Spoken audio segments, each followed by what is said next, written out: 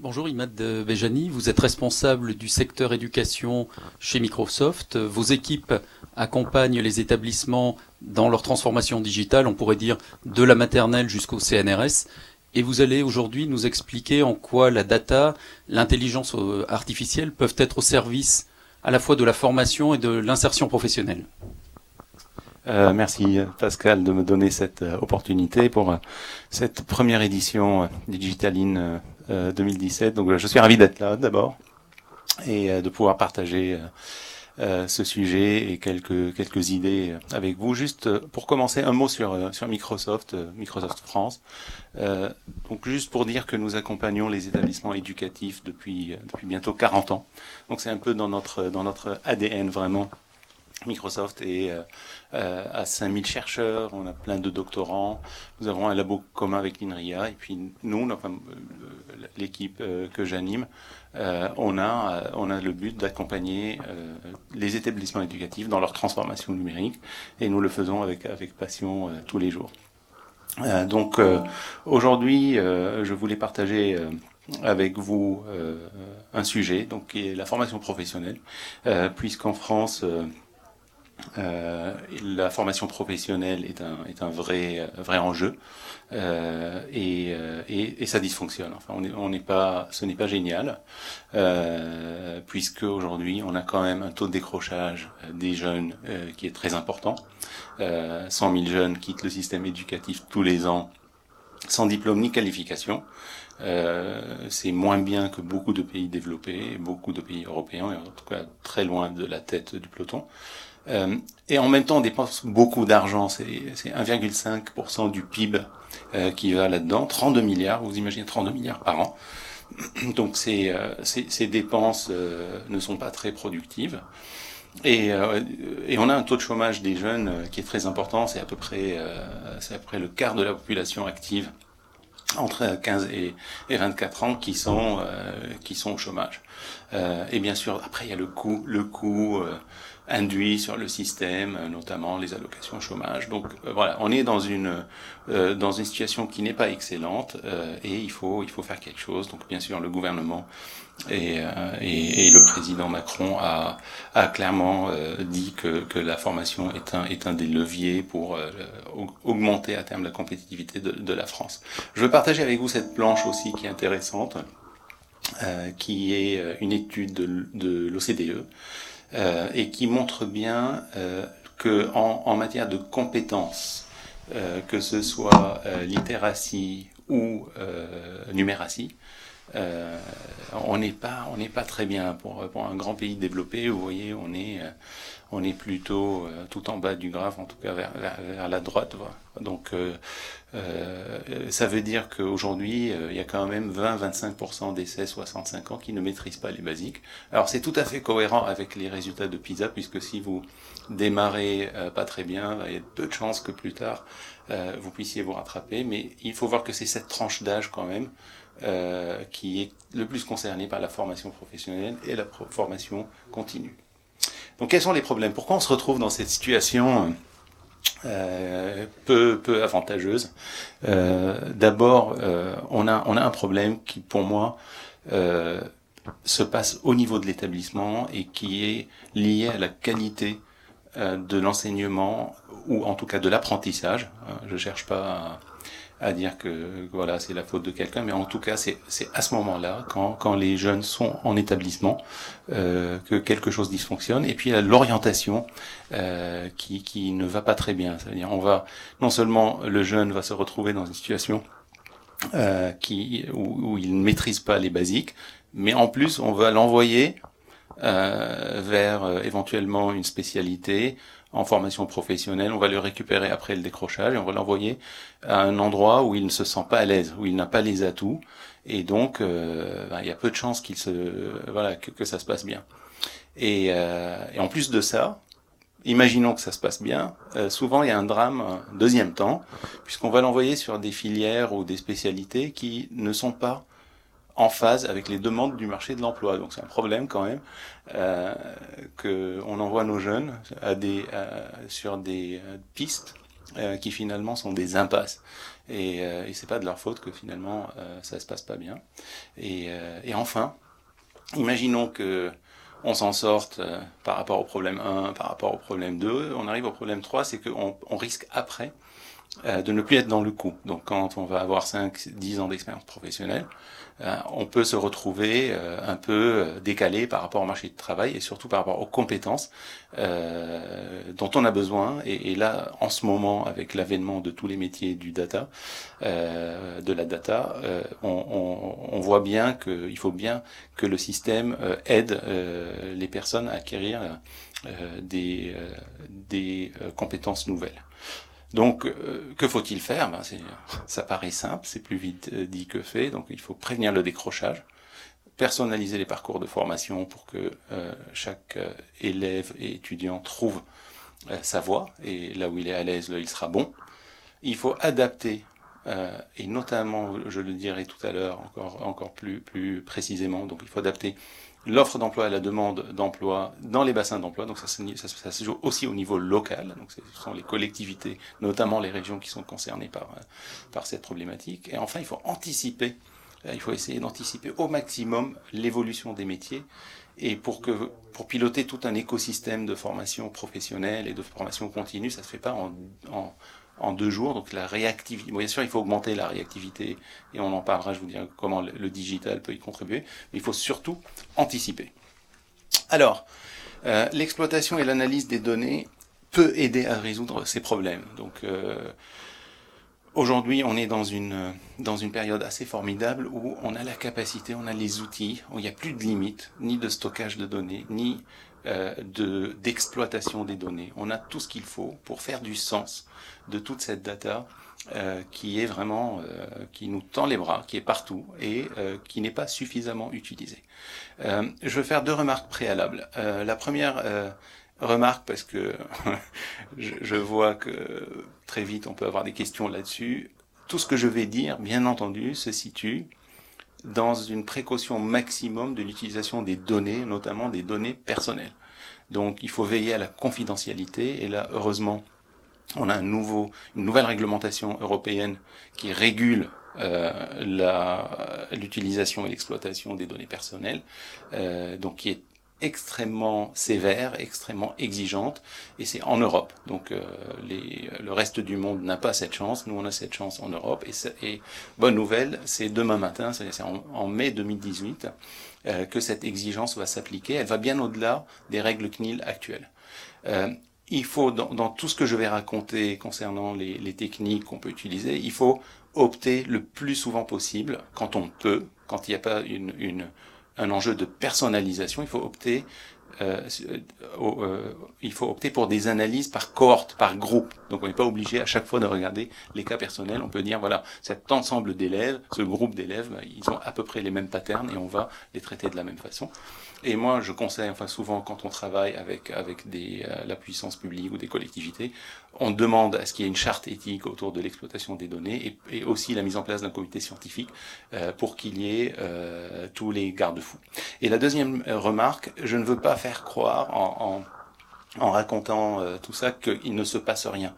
Aujourd'hui, il y a beaucoup d'acteurs, il y a Pôle emploi, il y a les régions, il y a les académies, tout le monde analyse des données.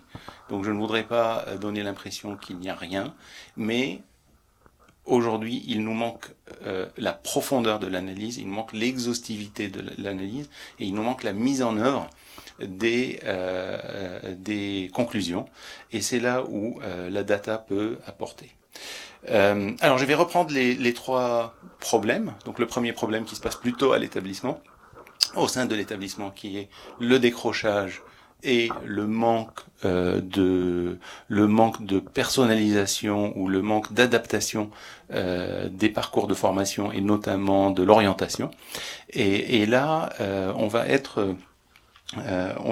vraiment pouvoir profiter des données. Donc d'abord des données pédagogiques. Donc moi, la planche, elle est loin pour moi, donc je ne vois pas les petites bulles, mais sans doute que vous, sur votre écran, vous les voyez. Donc les bulles de gauche, on va être plutôt sur les données individuelles, donc liées à la performance, à l'activité, de l'élève. Quand je dis activité, c'est typiquement par exemple ce qu'il fait sur un ENT. Est-ce qu'il collabore? Est-ce qu'il poste des choses s'il y a un fil par exemple, s'il y a un réseau social? Est-ce qu'il est actif sur le réseau social? Est-ce qu'il partage des fichiers? Donc c'est ça, c'est ce qu'on appelle l'activité. Sa participation, donc c'est sa participation en classe. On peut d'une manière ou d'une autre, ou l'enseignant peut la capter. On peut ajouter les affinités personnelles, ce qui est intéressant avec le digital. Peut-être que certains d'entre vous connaissent ces tests qui vont aider l'élève à s'orienter, mais par rapport à ce qu'il aime, parce que c'est important de le consulter pour savoir ce qu'il va faire de sa vie. Et donc ces tests-là, on peut les systématiser, et ça peut être juste 2-3 formulaires qu'on fait passer assez systématiquement. Je pense qu'ils peuvent être riches d'enseignement. Il y a l'absentéisme. L'absentéisme est une des données, mais vous voyez bien qu'avec 5-6 données, donc on n'est pas en train de parler de choses extrêmement sophistiquées. Je crois qu'on peut se faire une opinion d'une manière assez massive sur ce qui se passe. Et là où l'analyse des données va être complétée, on va injecter un peu de l'intelligence artificielle et on va venir faire du préventif. Donc, l'enjeu, aujourd'hui ce qui se passe, c'est que l'enfant ou l'élève, il sort du système, il est déjà décrocheur, et la collectivité, notamment la région, se retrouve avec la patate chaude en disant comment on fait, qu'est-ce qu'on fait, et là c'est là où les coûts deviennent exorbitants. Alors il faut que justement on fasse du préventif et que la situation soit traitée avant que le décrochage ne survienne. Et après à droite, j'ai mis d'autres données qui sont des données qui peuvent être plus globales, des données plutôt macroéconomiques qu'on peut aussi utiliser et pour avoir encore plus de profondeur d'analyse. Et c'est vraiment ça l'intérêt de l'intelligence artificielle dans ce cadre-là. Et bien sûr, ce n'est pas applicable uniquement à la formation professionnelle. Ce que je dis là, mon propos, il est tout à fait applicable à l'enseignement général, à l'enseignement supérieur. On peut gagner à regarder ces datas. Aujourd'hui, hélas, il y a beaucoup de freins qui parfois sont très légitimes, mais souvent ne le sont pas. Et il ne faut pas que, en tant que pays, on passe à côté de cette opportunité de piloter, de prévenir et de faire en sorte que les personnes soient vraiment accompagnées au moment où elles en ont besoin, parce qu'on a pu le déceler grâce à des petits témoins d'alarme qu'on va mettre et que le prof tout seul ne peut pas voir. Donc ça va venir aider le prof. Donc voilà un peu le premier, pour moi, le premier pâté. Sur la partie basse du slide, l'idée à retenir, c'est qu'il faut aussi mettre tout un dispositif d'accompagnement autour de l'élève. Il y a les parents, il y a l'enseignant, il y a le conseiller d'orientation, et tous ces gens-là doivent être informés en temps et en heure des problématiques qui surviennent pour que l'enseignant ne se retrouve pas tout seul face aux problèmes, parce que ce n'est pas normal, ça ne relève pas uniquement de sa seule responsabilité. Alors le deuxième point, c'est justement cette histoire de l'offre et de la demande. Là, on est vraiment sur un raisonnement plutôt macro de marché de l'emploi, donc à la limite pas directement lié à l'éducation, mais on va voir que si, à travers les compétences. Donc, et là, les datas sont nombreuses. On va avoir les datas de Pôle emploi, on va avoir les données de l'INSEE, on va avoir tous les sites d'offres d'emploi, les job boards. On est vraiment, là, il y a une richesse extraordinaire qui aujourd'hui est clairement sous-exploitée. À la limite, on peut analyser cette data toute seule, et déjà ça éclaire. Mais là où c'est intéressant, et j'ai mis le logo de LinkedIn. Pour ceux qui ne le savent pas, LinkedIn est aujourd'hui une entreprise Microsoft, puisque Microsoft a fait l'acquisition de LinkedIn il y a un peu moins de 2 ans maintenant.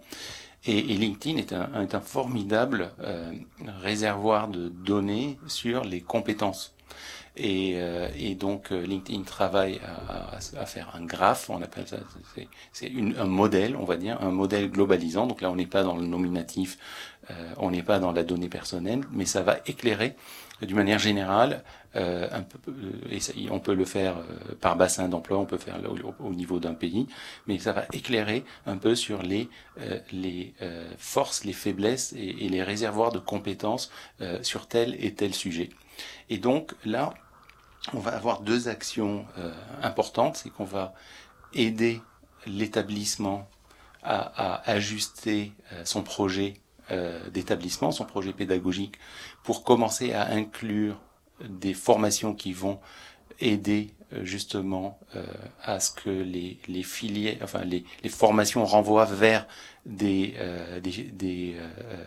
marchés ou des segments de marché dans les bassins d'emploi où il y a de l'emploi, et ça va aider aussi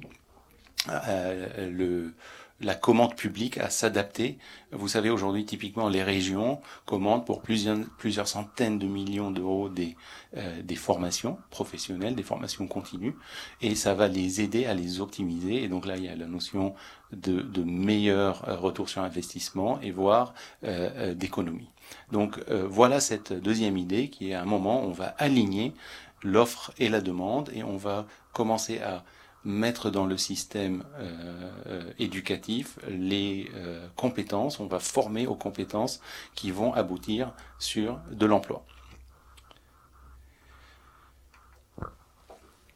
Alors, le troisième problème, c'est le décrochage a posteriori. Donc, imaginons qu'on a un job, c'est très bien, mais encore faut-il s'adapter à l'évolution du monde.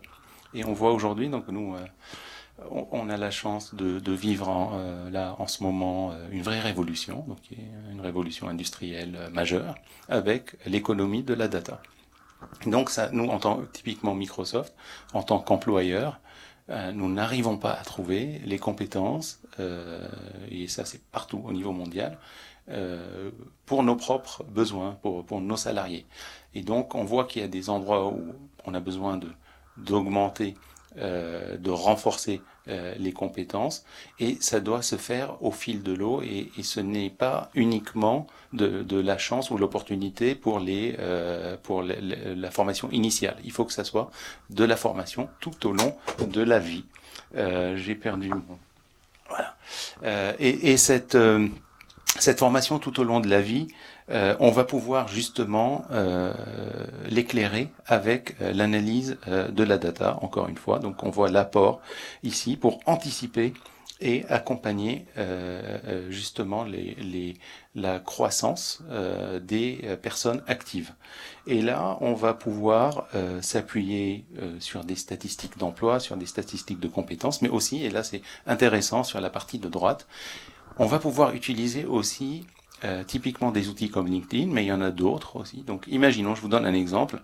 Voilà, je me mets à chercher par exemple un emploi, je commence au sein de LinkedIn à m'intéresser à des jobs, on va dire, d'ingénieurs en data science par exemple, ou qu'importe, fleuriste, donc là je vais avoir une analyse. L'intelligence artificielle va analyser mon CV, va analyser les compétences que j'ai pu documenter sur mon CV, et va m'alerter sur le fait que si je veux augmenter mes chances pour avoir l'emploi que je convoite, j'ai besoin de renforcer telle ou telle compétence.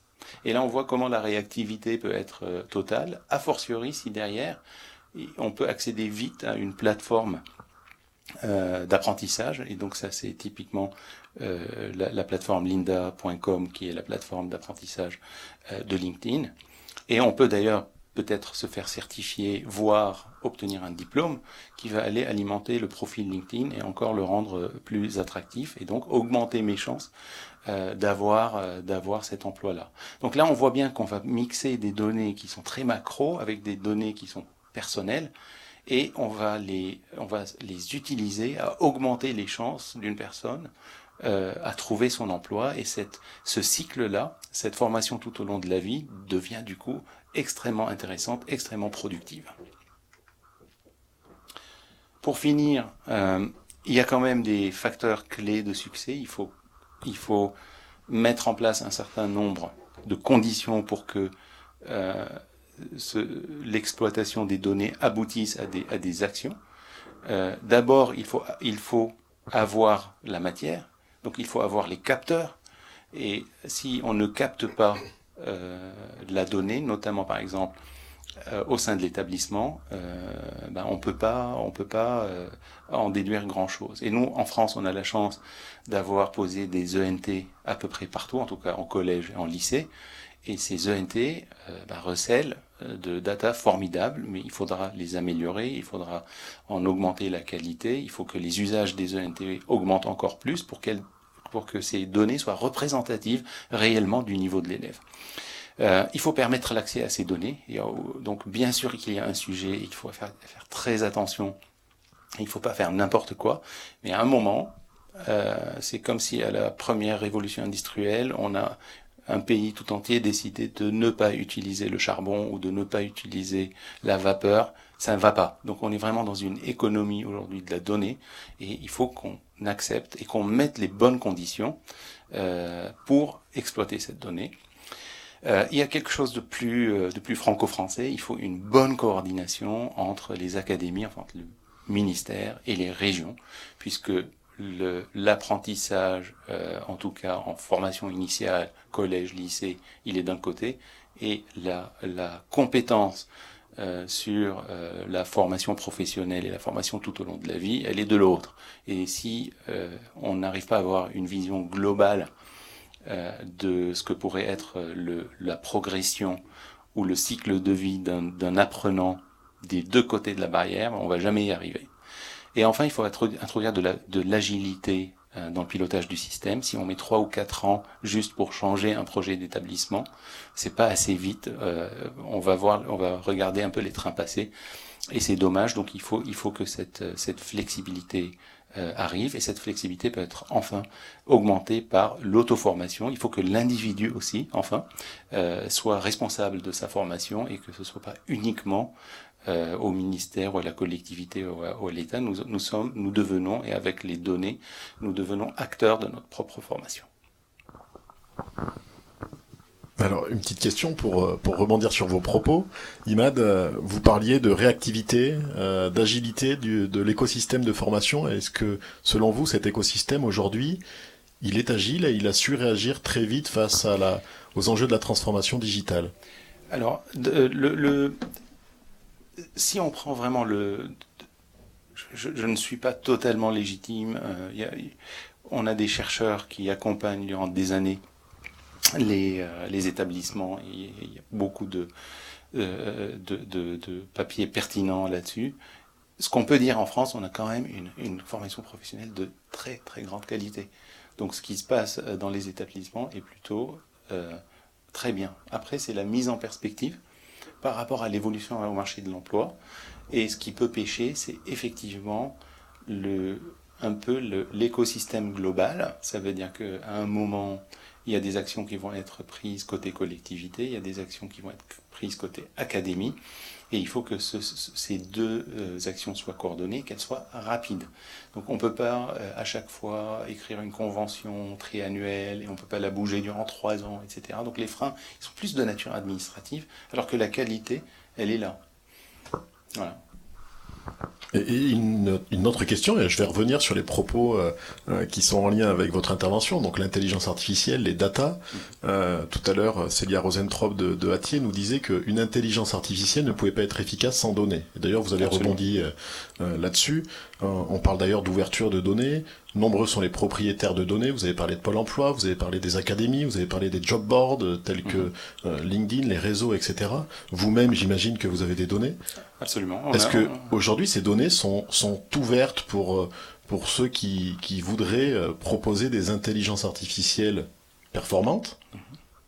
Alors aujourd'hui, avec déjà toutes les données des établissements publics, dans le cadre des initiatives Open Data, sont accessibles. Donc on a beaucoup de données.